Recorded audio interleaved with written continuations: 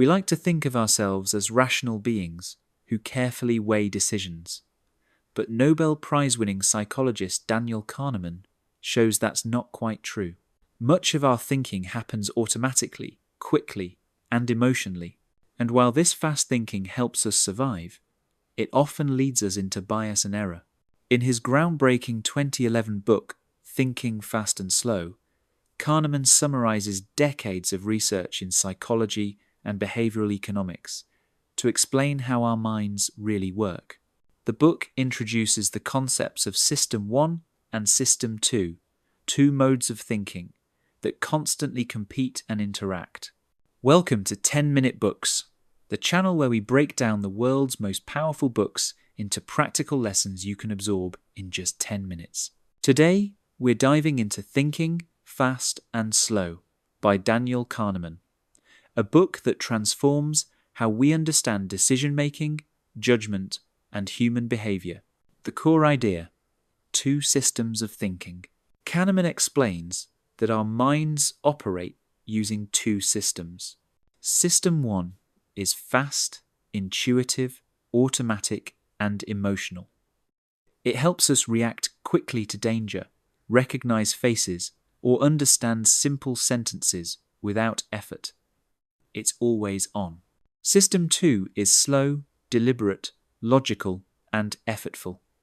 It helps us solve math problems, make complex plans, or reason carefully.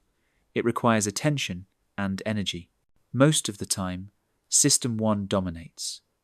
System 2 only kicks in when things get difficult or when we deliberately slow down.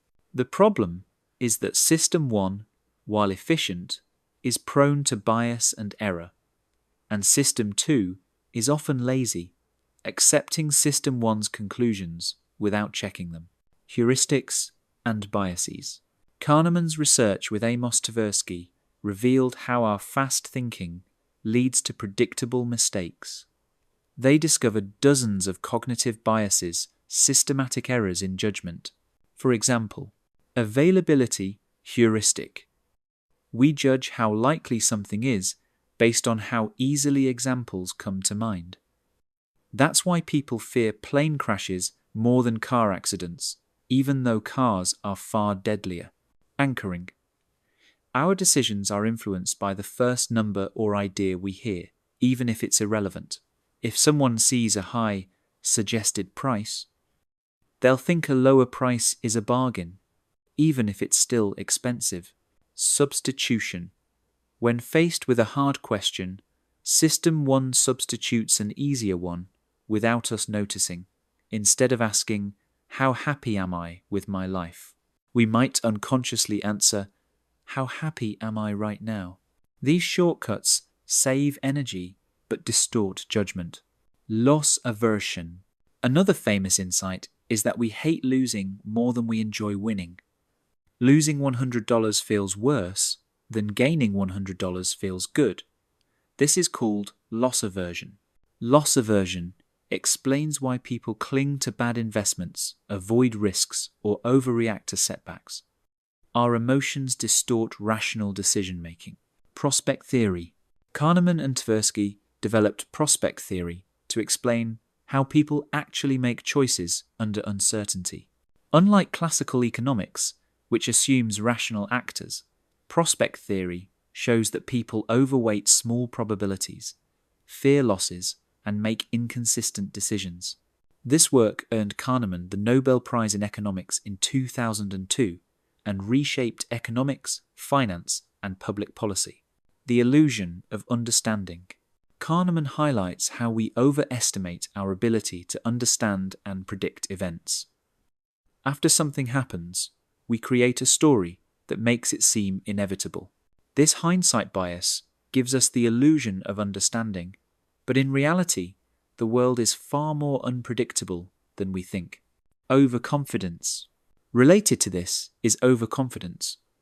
We often trust our judgments too much, especially when they come from System 1.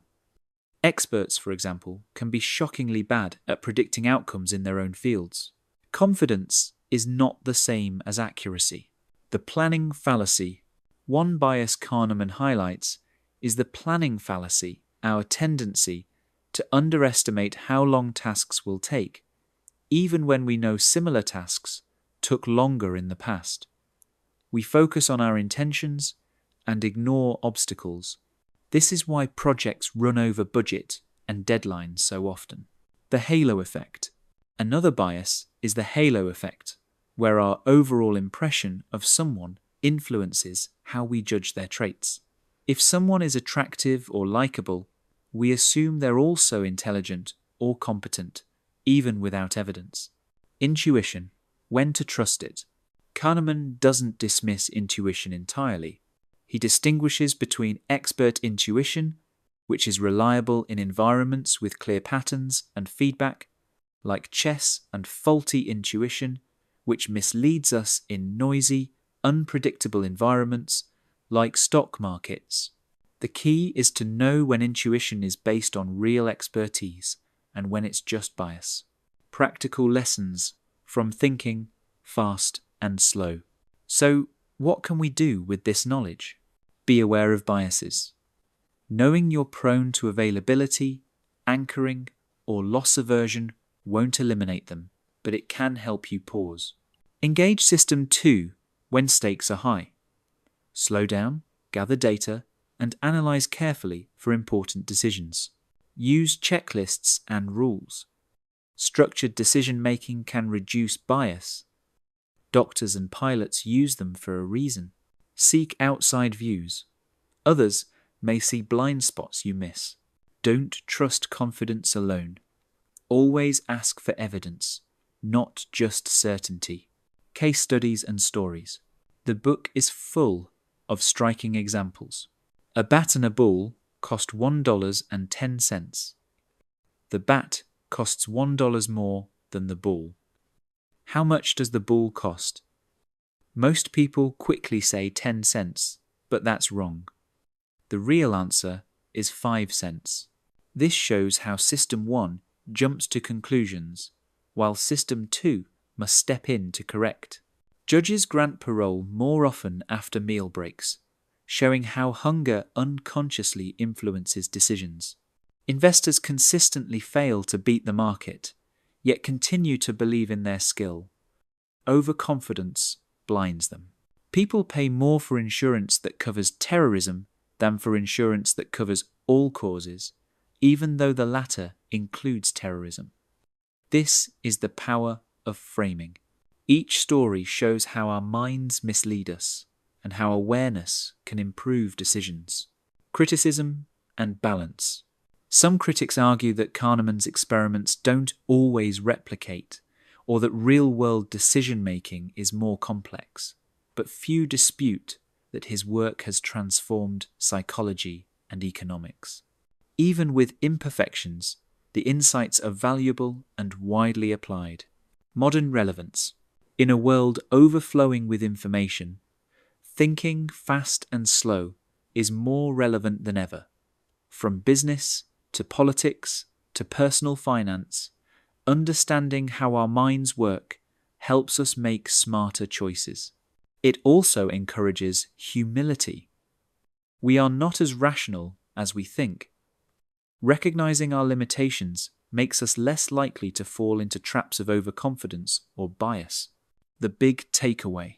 Thinking, fast and slow, teaches that our minds have two systems.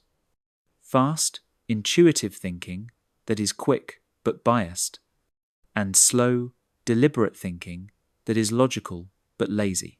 Most of our mistakes come from relying too heavily on System 1 and failing to engage System 2 when it matters.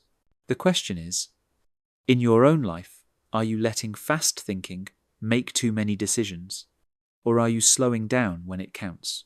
That was Thinking, Fast and Slow by Daniel Kahneman, broken down in under 20 minutes. Which idea resonates most with you, loss aversion, overconfidence, or the two systems of thinking? Share your thoughts in the comments below. And if you enjoyed this summary, make sure to hit that like button, subscribe to 10-Minute Books, and ring the bell so you never miss our weekly breakdowns of life-changing books. Thanks for watching, and remember, Fast thinking is powerful, but slow thinking is wise.